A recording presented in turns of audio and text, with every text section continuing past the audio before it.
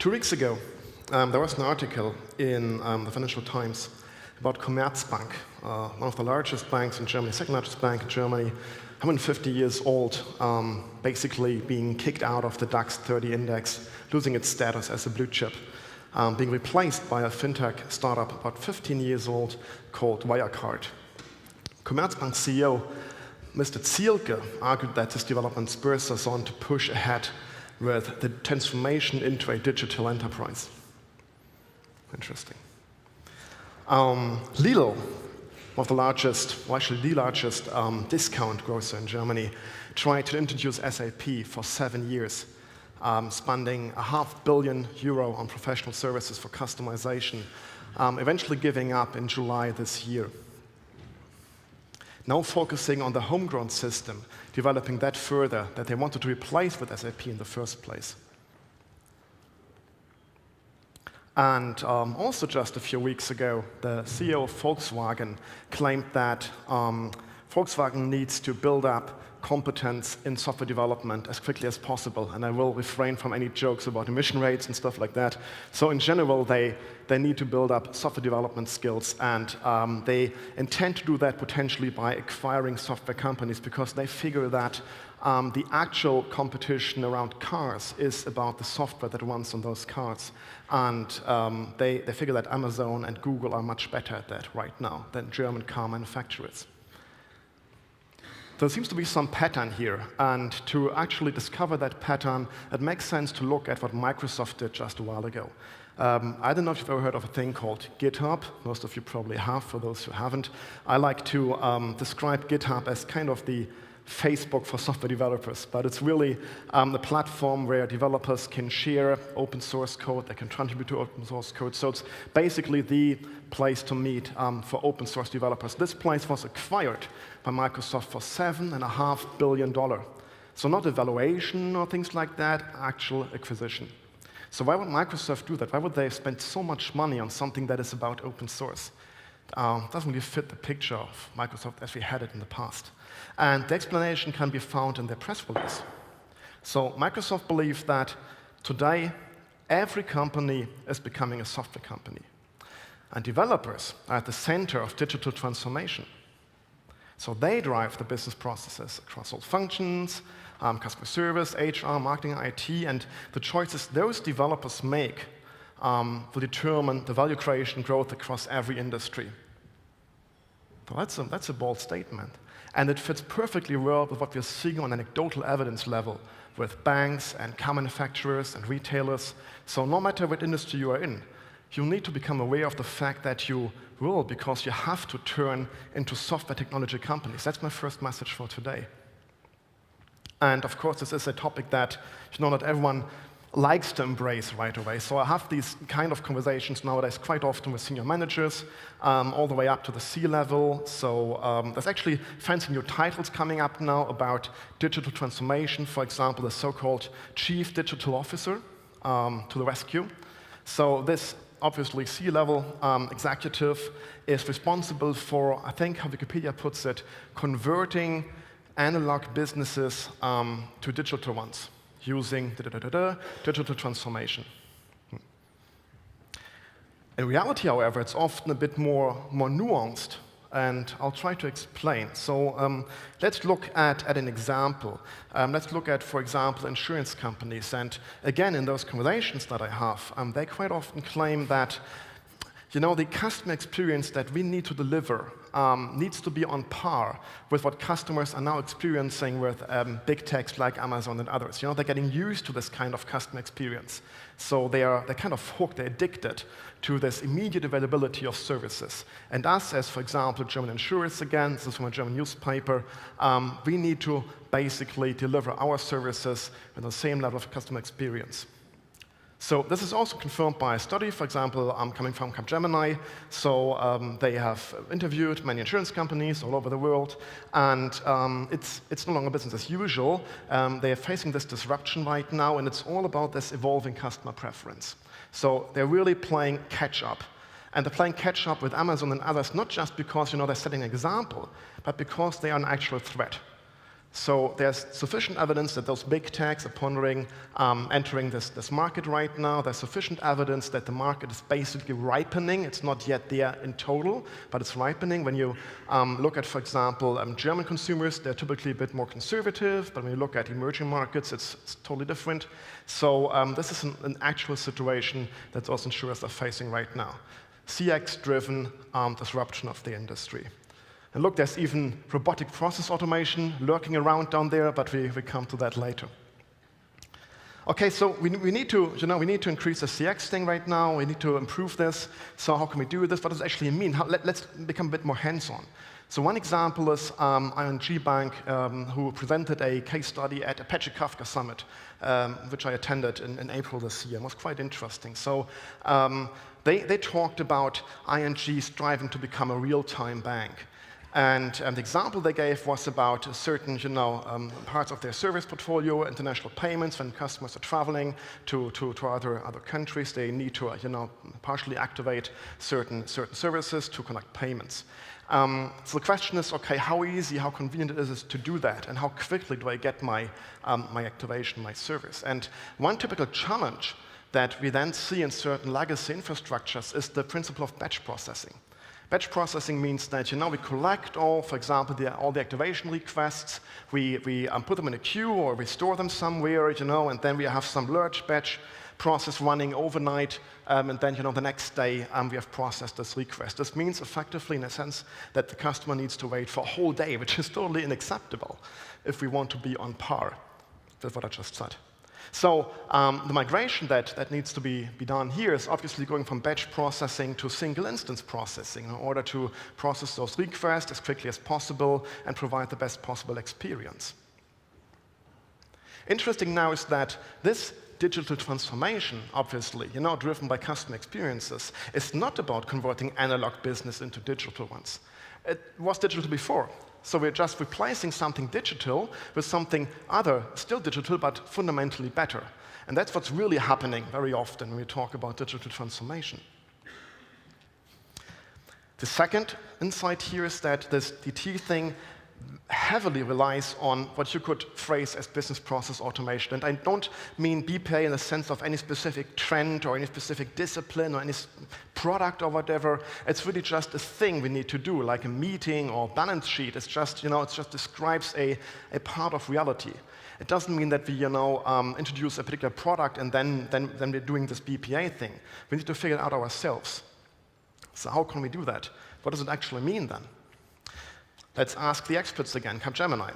Capgemini have good news for those German insurers. So they can all, lean back and relax, because Capgemini figures that German insurance companies leading the pack when it comes to automation, because when those insurance, leaders were asked about robotic process automation or artificial intelligence or machine learning or blockchain, they typically said that yes, we are piloting this technology or we are implementing this technology, and this leads to the conclusion of Capgemini that German insurers are leading the pack in terms of automation. I'm not sure if you're getting the problem, but I will try to explain, So we have those executives and they say, hey, we need to do something about blockchain, because blockchain is like, the next big thing, changing everything. Everybody's talking about it. Applications are endless. We don't want to left behind. So we need to kick off some project with blockchain in it, a prestige project. We don't really understand it, but we just need to kick it off. So that's what they do. And then they, tick the box in their studies, and that's then the conclusion resulting out of that. This is most likely not leading to them actually being competitive regarding Amazon and others, right? Similar phenomenon we can observe with what I just said, RPA. Just Google robotic process automation on Google image search, and you will find all kinds of super weird associations that people have because there's robot in the name. So there's, robots typing, there's some guy pushing kind of a glass board, then there's a robot pushing a glass board, there's a robot doing a phone call, there's a robot thinking, there is a robot having a surprising idea, there's even a robot posing as kind of David Hasselhoff style. But none of these pictures have anything to do with the actual problem that RPA tools are trying to solve. So in essence, what we're seeing right now, driven by this whole madness about the big techs entering their markets, is this typical ancient phenomenon of the technology adoption cycle overheating, especially when early and late majority are jumping on the bandwagon, leading to totally inflated expectations, inevitably leading to a large trough, a deep trough of disillusionment. Ironically, of course, all those technologies do make sense. Absolutely, there is this to be discovered plateau of productivity. So, in order to figure out, okay, how can those technologies actually make sense for me and my ambitions regarding digital transformation, we need to look at the specific situations and wonder how we can apply those technologies. So let's just imagine one specific situation. Let's just imagine, for the sake of this example, that there is a software product in your organization. It's pretty big. You run most of your business on that product. Let's say that product has a name consisting of 3 letters, TLM, which stands for the terrible legacy monolith. Yeah, that can be a status quo situation. Some of us might be able to relate to that. So this TLM has amazing features. It has a clumsy UI. It has no proper API. It's really hard to develop it further. It's just one big piece of code. So you need to wait for, let's say, 1 or 2 release windows per year to get new features implemented. It's supposed to support your entire business, but typically it doesn't. There's always parts of your business processes that are not reflectable in that monolith, not being considered beforehand. And it's kind of a black box. You don't really know what's going on, how your processes are actually executed in this TLM. So that's very often we find that kind of situation. So now we can think about, okay, this obviously causes problems. So how can we solve those problems? How can we apply certain technologies to overcome those problems, or at least work around them? Example, process mining. So process mining is technology which is about looking at those log files that those TLMs produce, reverse engineering basically the process flow, providing those nice charts here, and then giving you some insights about what's actually happening about your business processes. So this can help. Of course, it's not real time, so you need to re-import those log files. I don't know, once per day, per month, per week, whatever is feasible. Of course, the data that you have accessible is restricted to what you can actually find in those files. So the insights are limited, but it's still better than nothing, obviously. Another example, the RPA that I mentioned so often now. So of course, RPA does in fact solve an actual problem.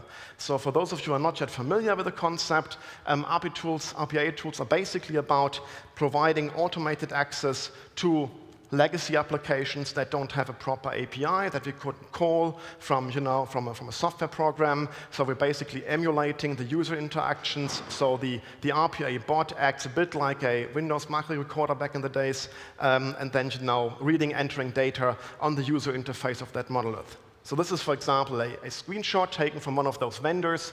And here you can see that they are, which I would never dare saying, talking about Salesforce being that legacy monolith.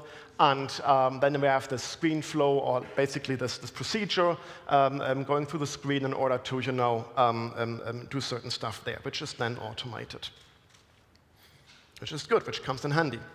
Of course, as this lady from Johnson & Johnson observes, the P in RPA might be a bit exaggerated, since the procedures are so granular. It's actually more about task automation than process automation, which, yeah, I guess she has a point there. So we're now facing the challenge that those RPA products are typically not suited to reflect end-to-end business processes, but really just steps, elements in those end-to-end processes. And the RPA vendors might want or actually need, given the evaluations partially, to overcome that by partnering with other vendors or acquiring them even. But if you ask me, I believe the nature of the technology is so contradictory to this that it's not going to happen, but that's a different story.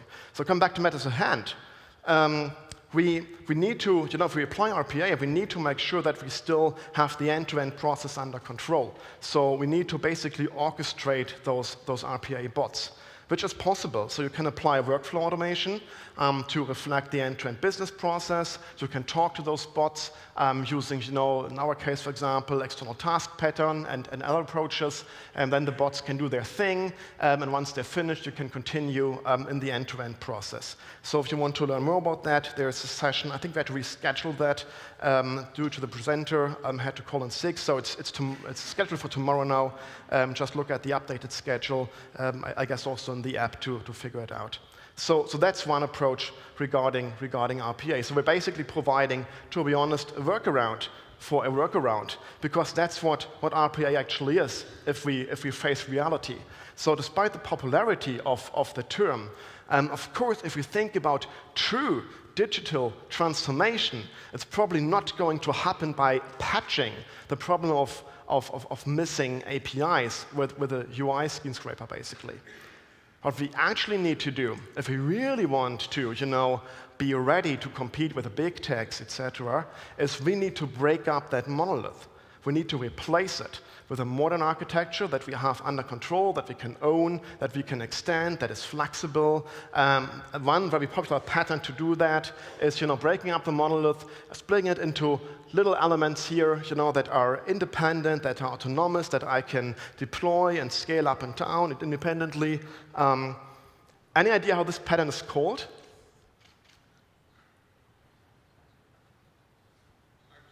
Microservices. To the rescue, exactly. This is about microservices, which, by the way, is much more popular even than RPA, for good reason, I guess, because it's the actual fundamental transformation. So microservices is not a silver bullet either, obviously. But it's one approach that many organizations are currently taking who do this transformation thing actually seriously. Becoming a technology company is what we're striving for. So why isn't it a silver bullet? For numerous reasons. One of them being, again, this phenomenon of autonomous, decoupled, locally optimized units that not necessarily play well together when they're supposed to, again, reflect and execute an end-to-end business process. That's something that is kind of intuitive, kind of obvious. It's also being recognized by the industry, by thought leaders like Martin Fowler, who describes this as the risk of losing sight of the larger scale flow, and so on and so forth. So again, what we can do is here applying workflow automation. It's pretty straightforward to integrate a workflow engine with an event bus, like, for example, Apache Kafka, and let the workflow engine subscribe for events, correlate those events based on their payload to pending workflow instances, thus making sure that we are actually aware of what's going on, that we can react if things are not happening that are supposed to happen, etc. We call that the process-aware or process event monitoring, and Bernd is going to talk about that in tomorrow's keynote, as well as taking this approach one step further and not just observing the flow, but actually managing the flow by orchestrating those microservices, for example, by publishing events via the event bus, which can, depending on who you ask, lead to this, passive-aggressive way of letting microservices know, oh, I don't want to, micromanage you, but there's something that might be worth looking at right now and actually executing. Okay. So if we put all of this together in one puzzle, and we arrange that puzzle on the timeline, here's just one super simplified example of how we could do this. Let's just imagine that this conference is a success, you're returning on Monday to work, you're super pumped, you want to tackle this, you have this TLM, but you're actually going to push this digital transformation now for real. So one thing you could do is now you could first apply RPA together with process mining to fix the most pressing matters, to have a workaround in place in order to increase the degree of automation and get some transparency about your processes. This can be set up fairly easy, relatively quickly, with depending on who you buy, limited investment amounts. So you can do that right away. Let's say in Q4.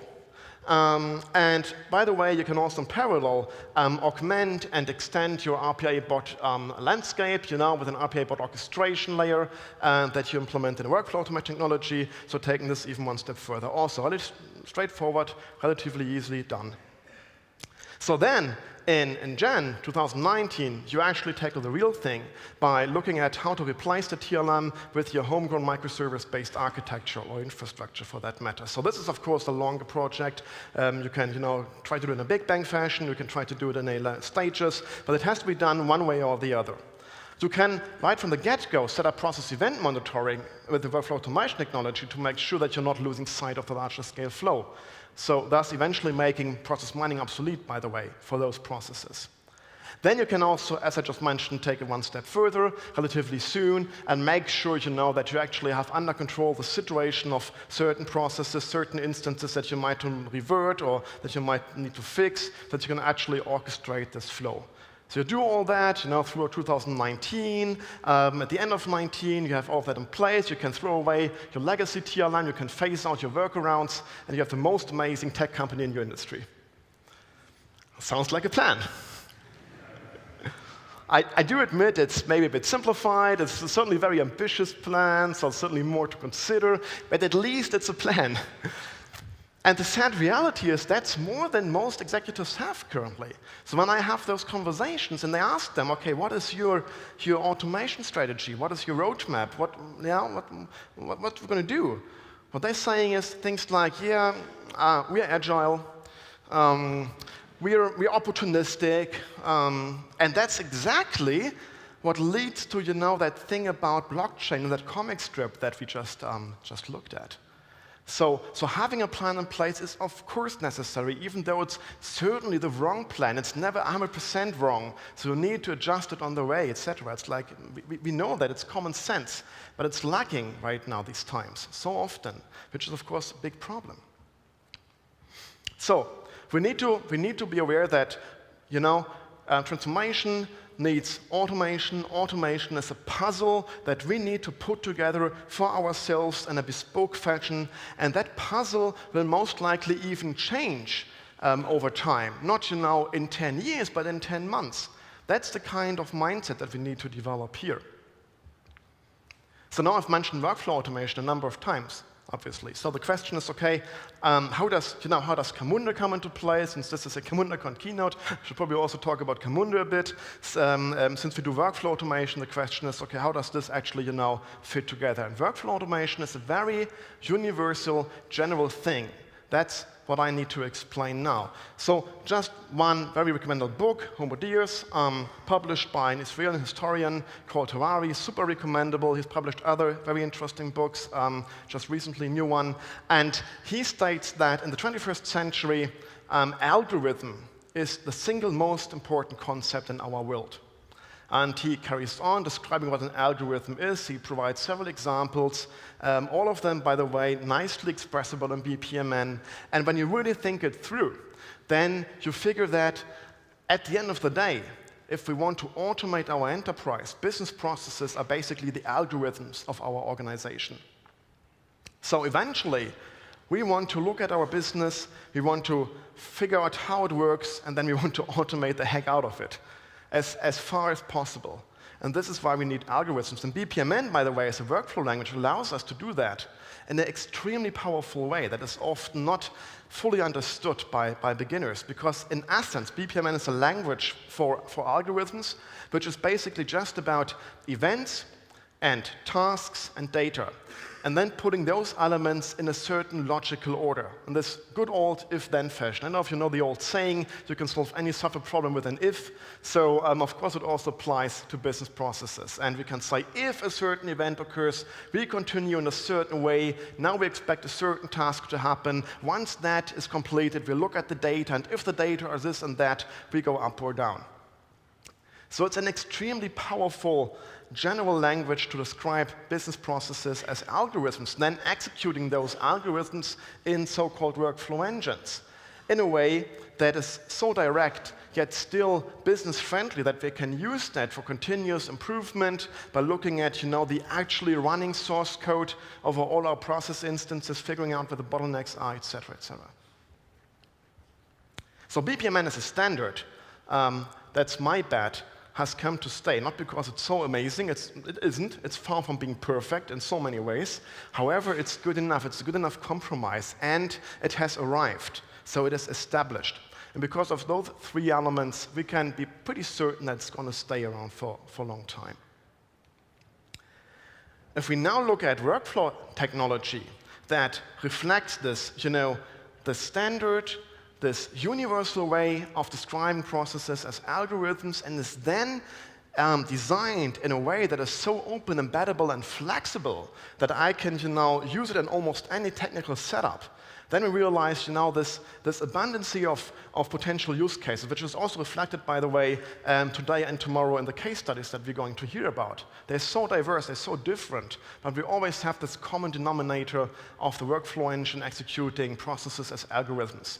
And, by the way, as a complementary, the decision engine doing the same for tables, decision tables, in essence.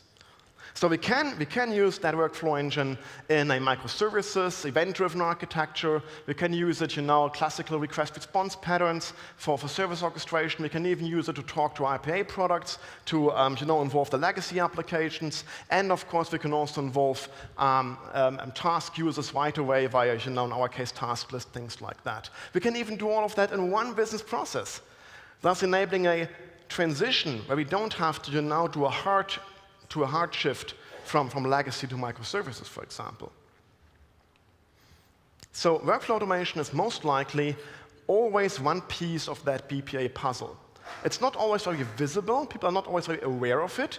It's not actually like a hype, right? So when you look at the Google trend curve for workflow automation, it's not exactly like, exploding. Actually went down. Now it's apparently coming back a little, so perhaps the term workflow automation is catching up again. I don't know. I don't care too much, frankly. So our success is not based on a certain trend. We outperform workflow automation in terms of how popular the term Camunda is. So we're not riding on a trend. We simply provide a certain technology that makes sense in a lot of different use cases because of what I just explained. And when we go back through my outline, then we can work all the way back to why Camunda matters, hopefully also to you. So we see our mission in providing the best possible technology stack for workflow automation. This refers to the core engine. It refers to the stuff around that engine, including the modeler and cockpit and optimized decision engine. So that's the best possible stack as we see it. We're certainly not there yet. We will never be there because it could always be better. But our ambition is to basically provide the best one that is available out there. That's our mission. Our vision is that we want to be in all your projects. In any significant business process automation project, we believe it makes sense to involve Camunda. Even if, as I said, it's not visible. Even if you're a software product vendor like Gainsight or Intuit, it makes a lot of sense to embed Camunda as they do in your product, even though nobody ever notices that. So there's so many different ways to benefit from workflow automation in BPA projects. And then eventually, and that's of course where the cockiness comes in, we see ourselves providing the backbone for this digital transformation that everyone is talking about, even though not everyone is talking about the term workflow automation. All right, with that, I think it's time to hand over to Daniel, who's going to fill you in about how we want to deliver on this ambition, on this promise, what you can see right now in the Camunda stack, what you can expect, my time's up, so thanks very much for listening.